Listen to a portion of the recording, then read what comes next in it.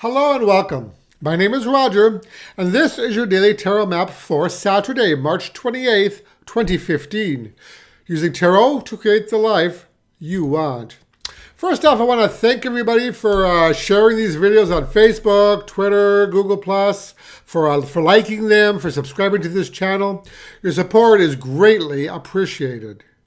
So today, we wrap up our week working with the Parallel Worlds Tarot created by Astrid Amadori. As our next week, we begin working with a new deck. And I'm thinking the Buckland Romani Tarot by Raymond Buckley. It has an English Gypsy Romani theme. And it's really a fun deck. Regretfully, though, I do believe this deck is out of print. Although I did hear talk a couple years back about somebody thinking about reissuing it. So you might want to check it out to see if it's available.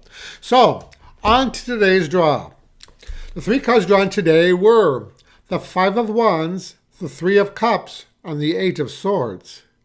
Now, the first card to greet us today is the Five of Wands, titled Strife. Now, this card has many nuances to it, many of them having to do with not seeing eye to eye with others or engaged in some sort of turf war. Now, it can relate to arguments and disagreements leading to agitations. So, as a map card today, it might be simply implying that we're going to have somewhat of a hectic day, complete with annoyances, irritations, and petty squabbles with others, and we need to prepare ourselves for them. So I see this card here as advising us to choose our battles wisely.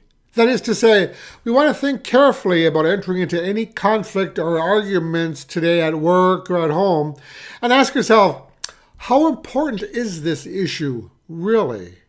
Is it worth jeopardizing harmony? Winning the battle is not often necessary to win the war.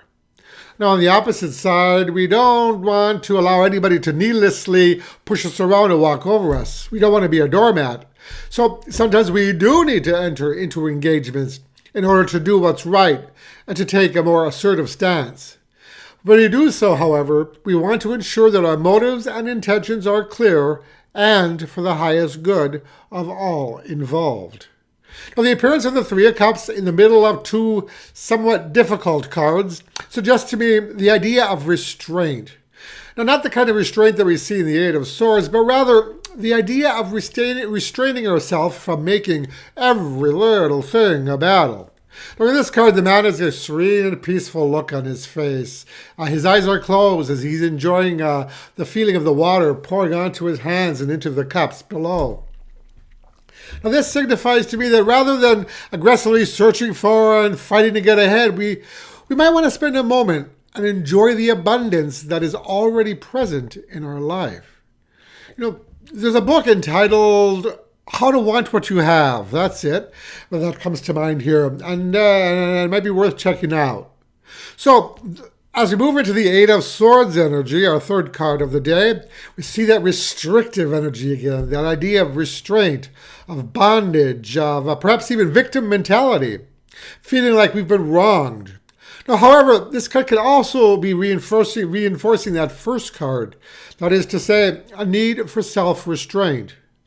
Now, this could be that energy of refraining from entering into any unnecessary conflicts, but this could also be self-restraint in general. Are you engaging in any behaviors that you'd like to change? This could include overeating, obsessive internet usage, procrastination, one of my favorites. All those ways in which we lose our personal power.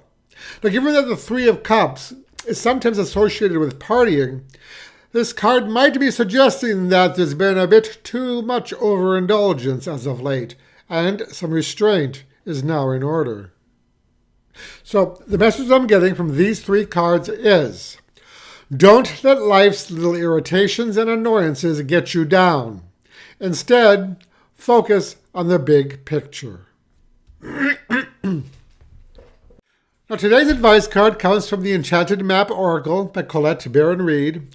The card drawn is number 43. Details. Now, this is the first time that the details card has appeared for our daily reading, and it advises us to tend to those little details in our life. You know, those uncompleted projects, unachieved goals, perhaps even those behavior changes that we mentioned during our daily reading. Sometimes this could be as simple as putting on finishing touches on a project or adding your own special flair to something. Now, if you're entering into any sort of contract or agreement today, you want to make sure that you're clear on all the details. Read the fine print.